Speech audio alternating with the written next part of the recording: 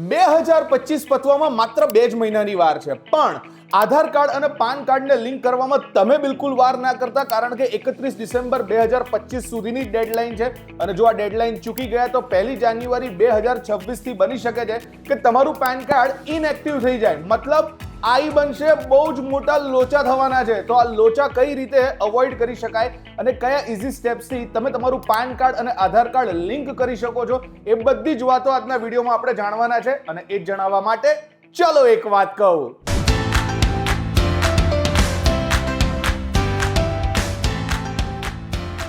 Hello, નમસ્કાર, આવી ગયો છું ફરી એકવાર. મારું નામ છે રોકી, લઈને આજની બહુ જ ઇમ્પોર્ટન્ટ વાત. સૌથી પહેલા તો આપણે એ સમજવાનું રહે કે સરકારે આધાર કાર્ડ અને પેન કાર્ડને લિંક કરવાનો આટલો ઇમ્પોર્ટન્ટ નિર્ણય કેમ લીધો છે. Central board of direct taxes એટલે કે CBDT નું કહેવું છે કે ટેક્સ પેયર્સ માટે પેન અને આધાર લિંક કરવાને કારણે એક સમાન ઓળખ ઊભી થશે.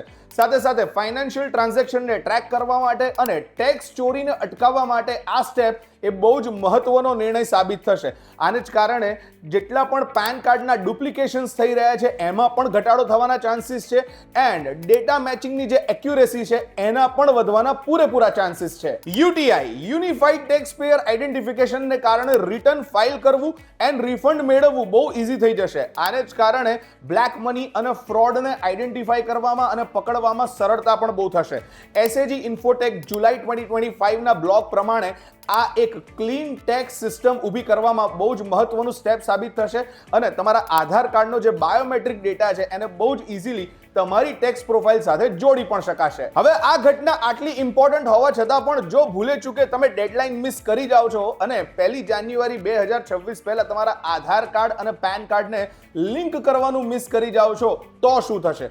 સૌથી પહેલો ગેરફાયદો તો એ થશે કે તમે તમારો ITR એટલે કે રિટર્ન ફાઇલ નહીં કરી શકો, જેને કારણે તમારી ઇન્કમ શો નહીં થાય અને તમને પેનલ્ટી લાગવાના પૂરેપૂરા ચાન્સીસ થઈ જશે. એની સાથે સાથે રિફંડ ક્લેમ આ પણ તમારે ભૂલી જવું પડશે, કારણ કે ઇનએક્ટિવ પેન સાથે તમે કોઈ દિવસ રિફંડ મેળવી જ નહીં શકો. તમારા ઇમ્પોર્ટન્ટ બેન્કિંગ અને ફાઇનાન્શિયલ ટ્રાન્ઝેક્શન પર પણ આની બહુ મોટી અસર પડી શકે છે. જેમ કે બેંકમાં નવું ખાતું ખોલાવવું, બેંક પાસેથી લોન લેવી, 50,000 કે એનાથી વધારેના ફાઇનાન્શિયલ ટ્રાન્ઝેક્શન કરવા પર તમને ખૂબ મોટો પ્રોબ્લેમ થઈ જ શકે છે. એની સાથે સાથે સેલેરી ક્રેડિટ થવા પર પણ તમને પ્રોબ્લેમ થઈ શકે છે, કારણ કે જ્યારે તમારી સેલેરી ક્રેડિટ થતી હોય છે ત્યારે કંપનીને TDS કાપવા માટે પેન કાર્ડની જરૂર પડતી હોય છે, પણ ઇનએક્ટિવ પેન હોવાને કારણે 10% ને બદલે 20% જેટલો પેનલ્ટી વાળો TDS પણ કપાઈ શકે છે. And most important, what about your investment? Religare ઓનલાઈનના સપ્ટેમ્બર 2025 ના એક બ્લોગ પ્રમાણે એવું પણ બની શકે છે કે આ કારણોસર તમારું ડીમેટ અકાઉન્ટ સસ્પેન્ડ થઈ શકે છે, જેને કારણે તમારા શેર ટ્રેડિંગ કે પછી મ્યુચ્યુઅલ ફંડને બહુ જ મોટો ફટકો પણ પડી શકે છે. આનો સીધો મતલબ એમ થાય છે કે 31 ડિસેમ્બર 2025 પહેલા તમારે અને મારે આધાર અને પેનને લિંક કરવું ફરજિયાત છે, પણ આ કામ જેટલું ફરજિયાત છે એટલું ઇઝી પણ છે. તો હવે આપણે એ સ્ટેપ સમજવાના છે કે જેનાથી આ પ્રોસેસ બહુ જ ઇઝીલી પૂરી થઈ શકે. સૌથી પહેલા તો ઓફિશિયલ ઇન્કમ ટેક્સની ઈ-ફાઇલિંગ પોર્ટલ એટલે કે incometax.gov.in ઉપર જવાનું છે, જ્યાં સ્ટેપ નંબર 1 ક્વિક લિંક્સના સેક્શનમાં જઈને તમે લિંક આધાર પર ક્લિક કરી શકો છો. ત્યારબાદ તમે તમારા 10 આંકડાનો પેન નંબર એન્ડ 12 આંકડાનો આધાર નંબર અંદર નાખો અને સાથે સાથે આધાર કાર્ડ પ્રમાણેનું તમારું નામ અંદર ફિલ કરો. તમારા રજિસ્ટર્ડ મોબાઈલ નંબર અથવા તો ઈમેલ આઈડી ઉપર OTP મંગાવો અને OTP ફિલ કરીને સબમિટ ના બટન તરફ આગળ વધો. જેવું તમે સબમિટ પર ક્લિક કરશો, ધેટ મીન્સ કે આ પ્રોસેસ અહીંયા જ પૂરી થાય છે અને થોડાક જ દિવસોમાં બહુ જ સ્મૂથલી તમારું આધાર અને પેન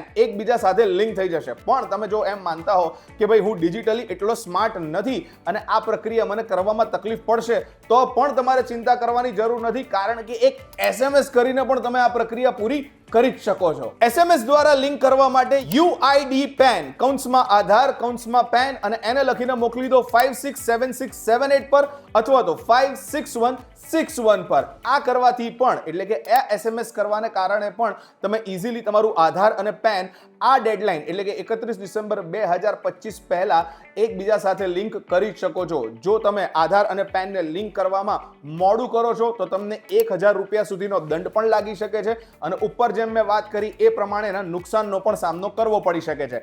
હાય, મારું નામ છે રોકી અને આજનો વિડીયો તમને કેવો લાગ્યો? કારણ કે આજનો વિડીયો તમારા અને મારા બંને માટે બહુ જ ઇમ્પોર્ટન્ટ છે, કારણ કે ગવર્મેન્ટે 31 ડિસેમ્બર 2025 ની ડેડલાઇન આપી છે, જે પહેલા તમારે મારે એટલે કે આપણે બધાએ ભેગા મળીને પોતપોતાના આધાર અને પેનને એકબીજા સાથે લિંક કરવા પડશે. અને જો નહીં કરીએ તો 1 જાન્યુઆરી 2026 થી તમારું અને મારું પેન કાર્ડ ઇનએક્ટિવ થઈ શકે છે અને ઘણા બધા નુકસાનનો તમારે અને મારે સામનો કરવો પડી શકે છે. આજનો વિડીયો તમને ગમ્યો હોય તો એને મેક્સિમમ લાઈક કરો, શેર કરો એન્ડ વીટીવી ડિજિટલની યુટ્યુબ ચેનલને ફોલો કરો, સબસ્ક્રાઇબ કરો અને બેલ આઇકન દબાવવાનું બિલકુલ મિસ ના કરતા.